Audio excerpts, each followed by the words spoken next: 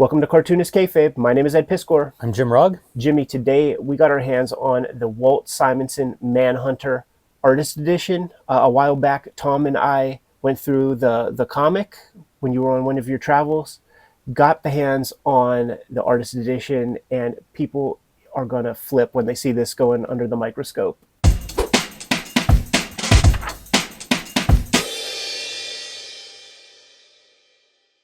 Our channel is brought to you in part by our Patreon, and the King Kayfabers on our Patreon have access to all of our videos before anybody else. When that internet is cooperating, they have access to our live stream recording sessions as we build these episodes. It's a good way to support the Cartoonist Kayfabe channel, keep the vids coming to you on a regular basis.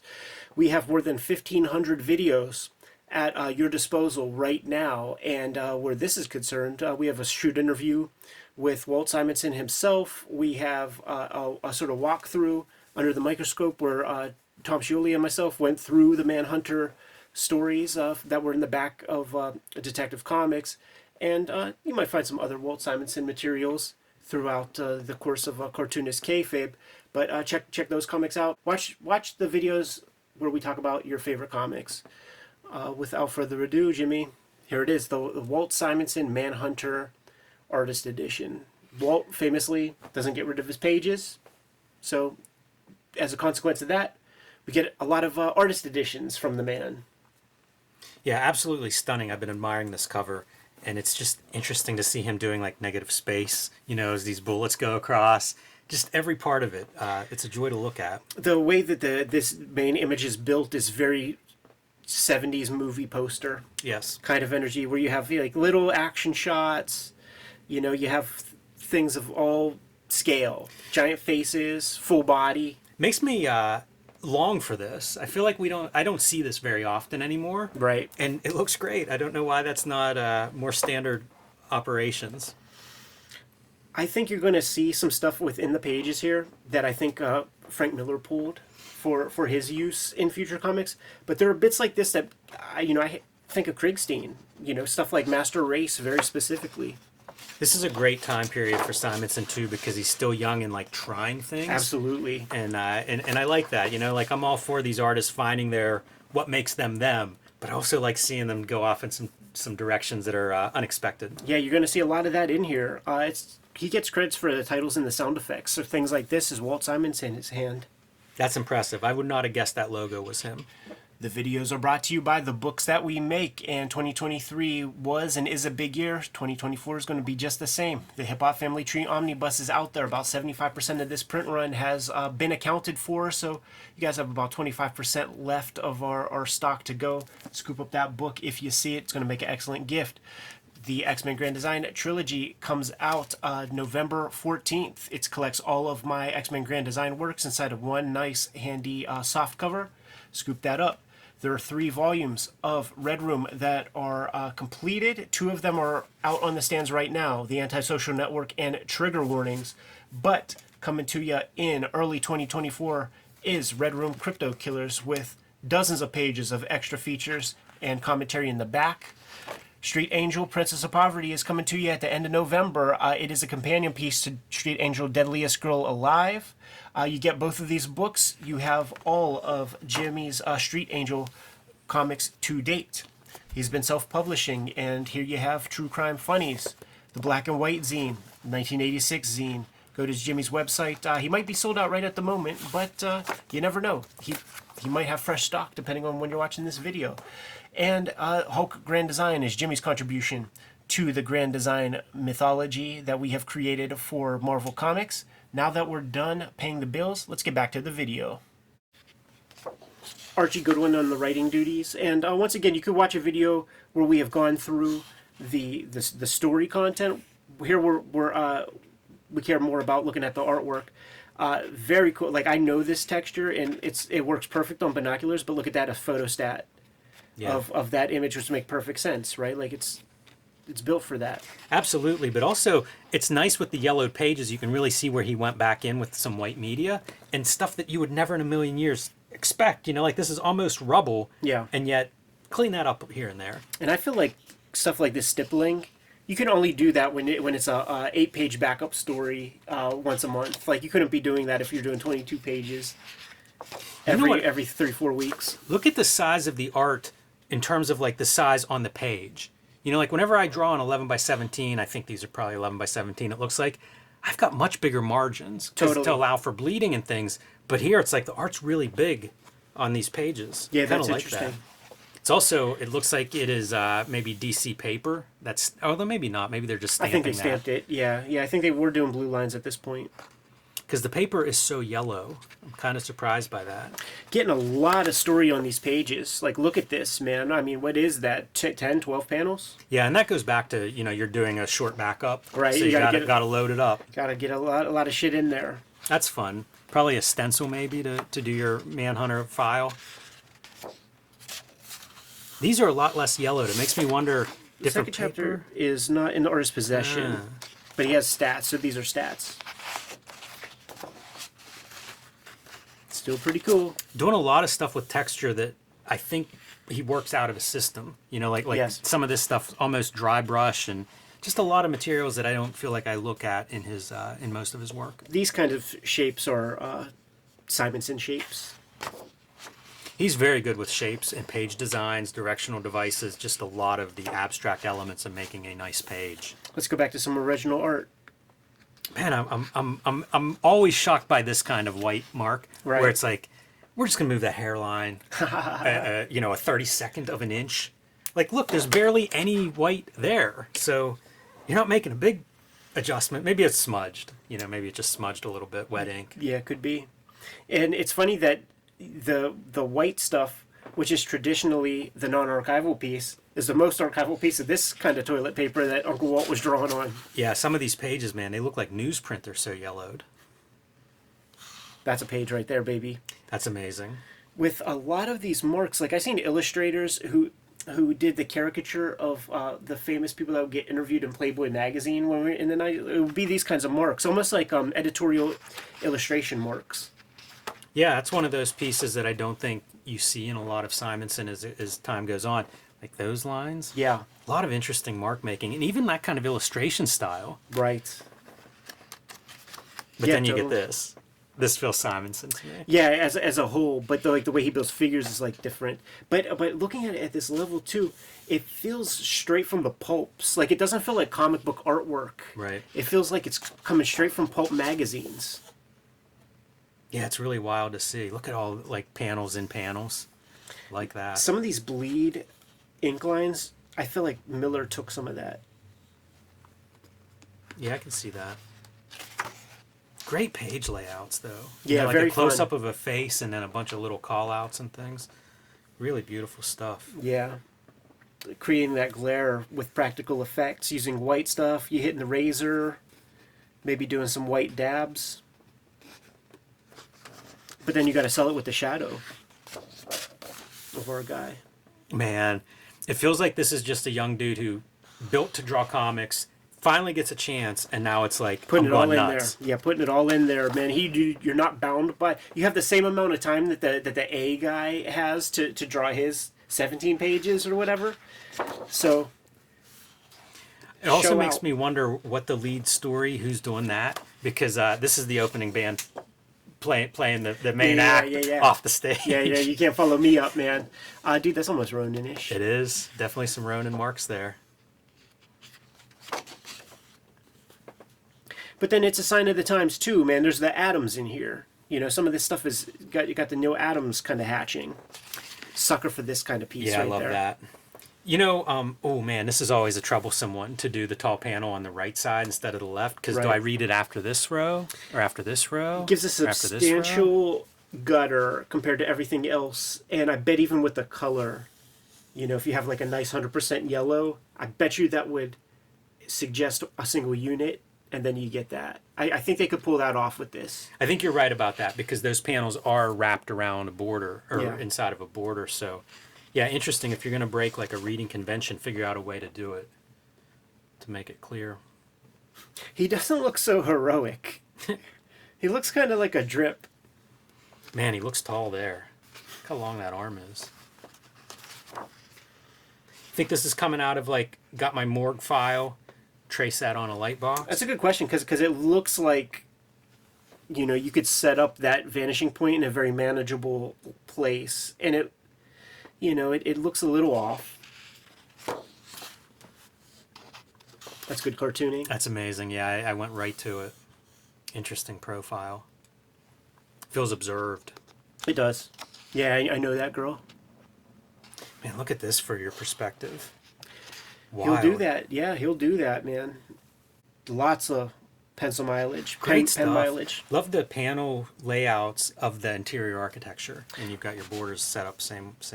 Is this like those hippie beads that you would like walk through? Is that... That's the adult section behind there. Right.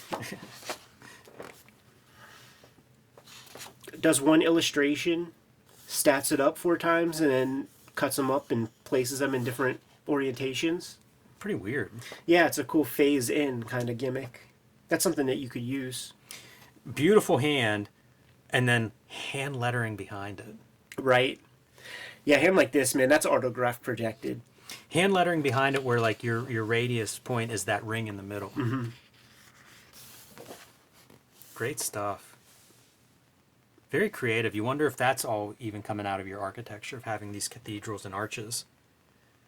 And if so, like, so fantastic as a cartoonist to pull that. Look at the amount of story on this. And this is a complicated page. Like, the kid, like, drops his gun, and the gun comes a part of the battle. Like, it's a very... What he's trying to do is pretty tough in terms of nonverbal story. Too. Yeah. I often think, like, how many figures do you put in? Hey, man, you talk about, like, Miller. How about Mazzucchelli doing Ben Ulrich? Looks just like that face. Totally. Stealth in the shadows. But this looks like a nightmare for the colorist to me. Yeah, probably tough. It looks like a nightmare to the artist to me. Like, that's a lot. 9 panels on each of those pages, not grids. Yeah. He's going deep. You know, he's putting in all effort. Loaded up with backgrounds. How about that? Love this, seeing him break the panel borders. Right. Yeah, you just did not see this in the 70s like that at all. That's what I mean, too. It feels like this is a young guy that's going for, seizing the opportunity. And imagine if you had given this to a 40-year veteran, the different approach that would be here. I think he had mad respect for Archie Goodwin also, who had a full career, even up to this point, 10 years at Warren, had strip work under his belt. Like, Archie Goodwin was a veteran by, 71 or whenever this is out. Do you think some of this stuff is markers? Wouldn't surprise me. Some of these lines on the hand really feel a little bit outside of like a brush or a pen nib even. Yeah.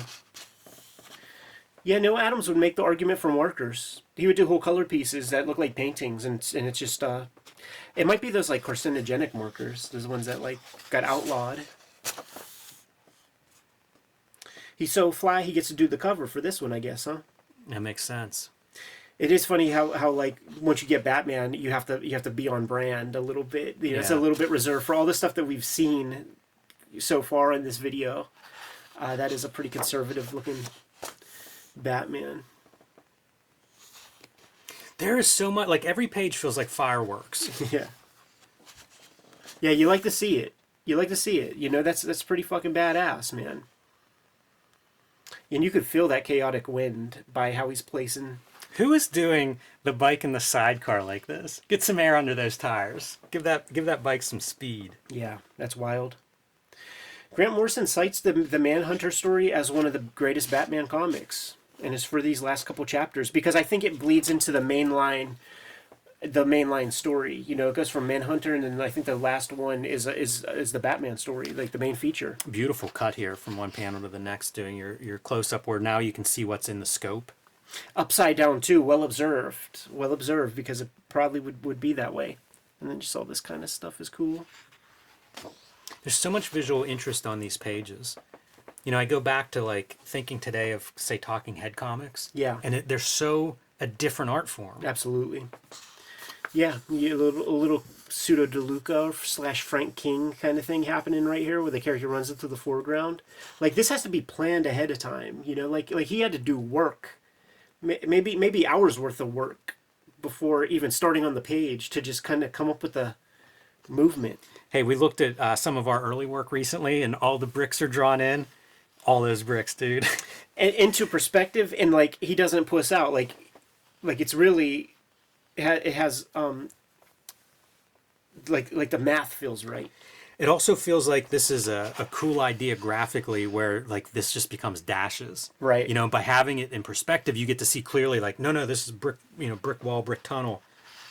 But it has the visual effect too of having just those lines, just visual texture on top of it all. Some white and scratching out some of the black there. Just amazing how corrosive that paper cement stuff was. Dude, planes, trains, and fucking taxi cabs, dude. What a bitch to draw this strip, dude. Planes at all angles. You get something like this where you're required to draw a plane like that. I mean, you have to go to Kmart and go buy a toy. Yeah, I think you're right. Yeah, and if you're in a studio, maybe you guys have a collection of these things that can be pulled out quickly. You talked about Miller earlier. Man, there's some stuff on there that's like totally Miller, 90s Miller. This is really before Ninja stuff that much. See, this is another one of those like New Adams vibes. Definitely. But then he's kind of kayfabing the fat pad on the hand a little bit and stuff. This is a bit dated because the Manhunter character, he's supposed to be this like stealthy ninja guy, but that costume is ridiculous. Like it has none of the ornamentals that you associate with like a ninja or like a kimono or anything. Like if you just saw that character cold, you wouldn't think martial arts. I see so much Mike Grell in that face. Yeah. But I think Grell was active at this point and doing his own thing.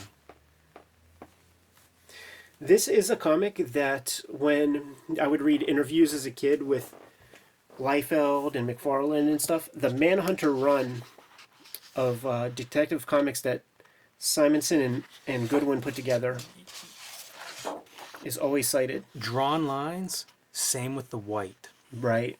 That's wild. Yeah. Yeah, you could see why this would stand out. Yeah.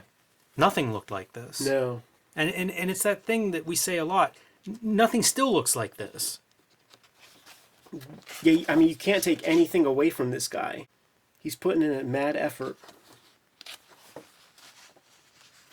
So this is something that was added much later. Yeah, I guess so. Pretty cool to see the comparison of, say, Walt Simonson mature stage You're right. compared to those early pages. You know what I think this is? I think this is even in the video. Like, whenever they did those, like, middle 80s Baxter reprint things, I think this was some added value to those. Yeah, that makes sense. Interesting, too, to see, like, the page layouts and presume that page, you might even see an edge of it right at the top of this. Right. You know, probably about this size, slightly bigger maybe, but leaving those borders now. Right. Once again, sign of a guy who's kind of figured out how he wants to work. My goodness, wow. What a drawing. Look at that sky. And his choice of mark making really does suggest the great pulp illustrators. Yeah, he must have been pulling from some guys, and I think he talks about that a little bit whenever we had a sit down with him. But it feels like this shouldn't work. Right. You know, some of those lines and stuff, like the marks that I associate with Simonson and that he's able to draw like every texture with. Yeah. It's pretty remarkable. It's interesting how the gray value steps down in very drastic ways. It's like creates a banding. Yeah, it does. It's funny. It's like early digital color or something. Yeah, some Steve Olive. Our girl getting put in a yoke. You know, the other thing that stands out to me with most artists as they get older is that ability to be almost more focused in what they put. Like I don't need to have a full long shot. Right. You know, it's just much more a moment that I want you to focus on in this panel. Go there. Where? Here?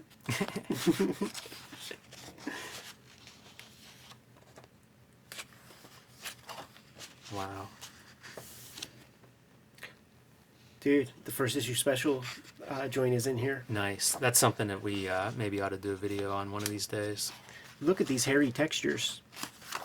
This kind of thing for Sky. And then incorporating that on the... See, like, I swear there's like some Ronin vibes to some Boy, of there's this. all kinds of stuff going on here. Like a lot of mark making, you know, edging and stuff. Just all that fades away. You know, it's almost like doodling or something. Yeah, it feels less DC Comics and more Charlton. You know, guys like Alex Nino would have these kind of finishes. That's funny. You wonder if that's somebody that he's looking at this time. Yeah. Because why not? The guy's art's beautiful, and then like you just fold in that influence and keep the parts that make sense and bring on the next influence.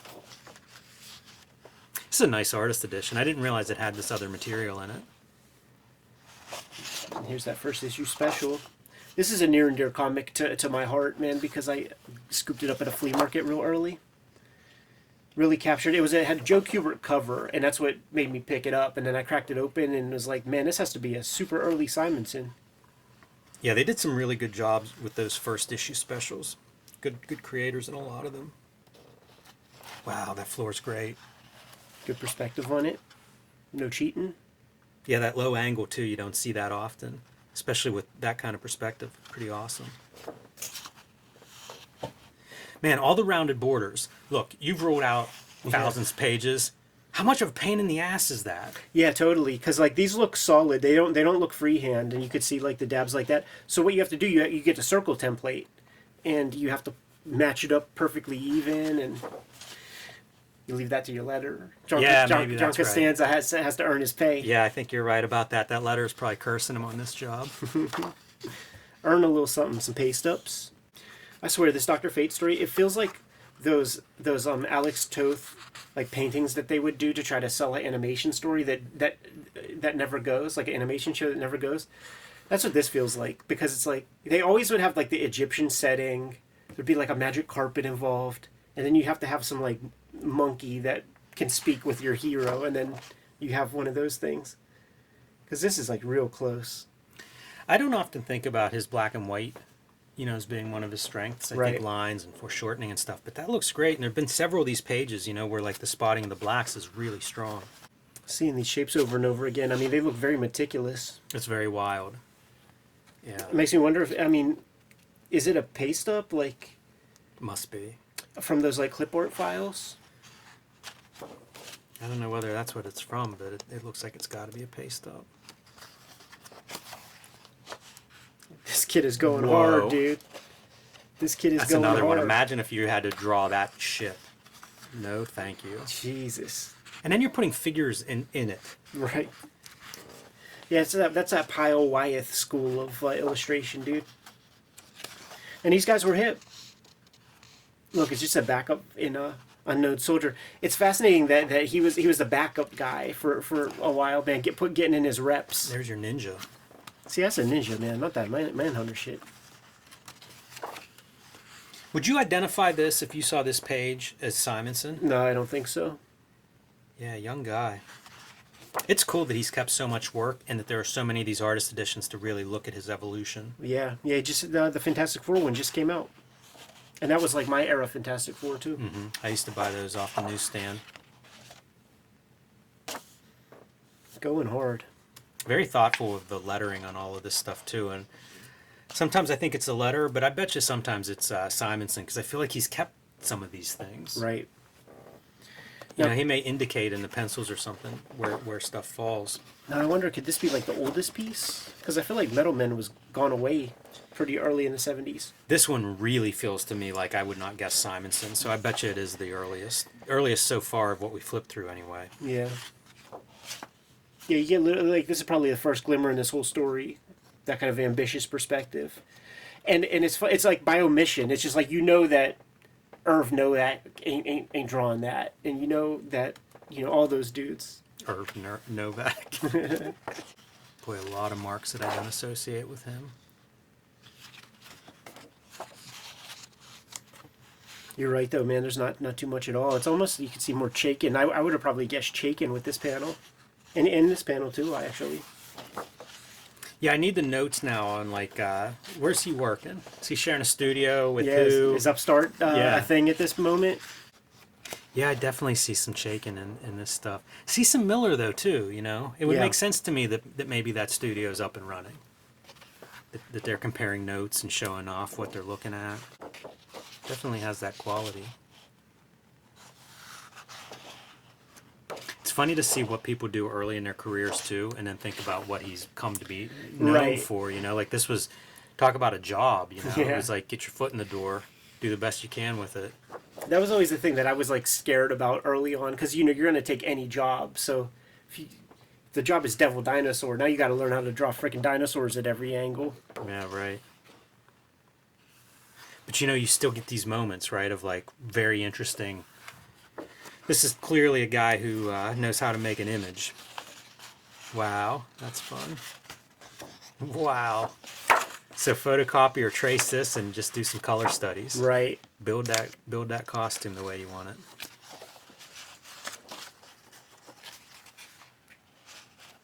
Early Goodwin scripts. I like seeing the scripts too because the format's very different. Like nobody writes a script that looks like that anymore. But it must have been the standard because I've seen other people like Miller and different writers that did put their scripts in that format. Right. Yeah. Famous iconography of the Archie Goodwin portrait. A little bit of commission work.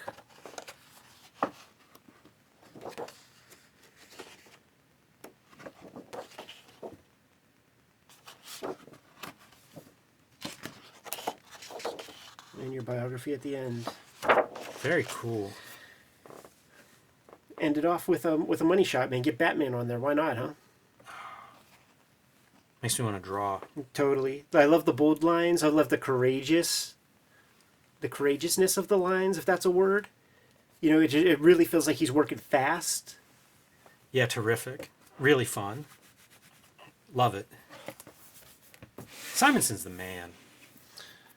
Used $62, and I got that in April at the big sale, so it was like $30, dude. Well, money well spent. Yeah, man. Yeah, that's an awesome one. Very cool to flip through. But you know what these guys have been doing down there at Ides, man? And I always make fun of them. I'm like, I know you're hiding the artist editions when the sale's going on, man. Why don't you keep the artist editions out? Because I'll fucking come down and clean them out. Good to go, Jimmy? Yes. Kayfabers, like, follow, subscribe to the YouTube channel, hit the bell so that we can let you know what new videos are available. We are a daily YouTube channel with more than 1,500 videos in our filmography, and there's a good chance we talked about some of your favorite comics. I encourage you to hit the magnifying glass on the front page of the Kayfabe YouTube channel, search for your favorite titles, and check out those episodes. If, by chance, we did not talk about your favorite comics on the channel yet, you have to let us know. Do so in the comments. Let us know what those comics are, and we will push those comics a little bit higher on our to-read pile. Jimmy and I are going to be at Big Apple Comic-Con come December 16th. It's been years since we've been to the Big Apple, and we look forward to seeing you guys. So please come through and bring your comics that we have yet to sign. We have a Patreon, and on the Cartoonist Kayfabe Patreon, the King Kayfabers get all the videos before anybody else, and when the internet cooperates, they are hanging out with us in a live stream recording session as we make these episodes. Mitigates the kayfabe effect. Ultimately, the videos are brought to you by the books that we make, and before you is a pretty good sample of our bibliography, but we'll get into the nitty-gritty. Jimmy, let the people know what you got coming out soon. My next release is Street Angel, Princess of Poverty from Image Comics. This will be out in late November, in time for their holiday gift for the action comic, superhero comic lover in your life. And Street Angel, Princess of Poverty collects all the Street Angel comics that are not in Street Angel, Deadliest Girl Alive, also available from Image. And get both books. It'll complete your collection. I have been self-publishing lately. True Crime Funnies #1 is available on jimrugg.com, along with BW and 1986 zine. And if they are sold out there, you can still read them on patreon.com/jimrugg. And my contribution to the Grand Design history is the Hulk, which is available in limited quantities because it is sold out at the distribution level. So if you haven't added Hulk Grand Design to your collection yet, you need to pick that up next time you hit the comic shop. Hip Hop Family Tree Omnibus is my big one for 2023, and it is going fast, man. There's more than probably 75% of this print run is gone, and stores have been re-upping. It was the #1 reordered book on Comic-Con, so thank you guys so much. Thanks to stores for supporting the book. But if you even have any thought that you want this or you want to get it as a gift, make sure you scoop it up right away. It's the best book I've made to date. 500 plus pages, 10-year anniversary, Hip Hop Family Tree, 50th anniversary of the culture. Scoop it up. Not the last holiday release I'm going to have. Coming November 14th is the X-Men Grand Design trade paperback, collecting all of my X-Men Grand Design works. A couple volumes of that is out of print as we speak, so make sure if you are missing out on your X-Men Grand Design, scoop that up. You'll get it all in one. And there is a trilogy of horror comics that I have made under the Red Room umbrella, Antisocial Network, Trigger Warnings, and coming in January is this trade paperback right here called Crypto Killers, which collects my 2023 season of Red Room comics with a bunch of extras. The books are the most important part of keeping Cartoonist Kayfabe solvent and functional. But there are some other ways to support the channel. Jimmy, let the people know. You can subscribe to the Cartoonist Kayfabe newsletter at the links below this video. You can also pick up Cartoonist Kayfabe t-shirts, merchandise, mugs, stickers, and more at our spread shop. That link is also under this video. All good ways to support the channel. Give them those final marching orders, Jimmy, and we'll be on our way. Read more comics.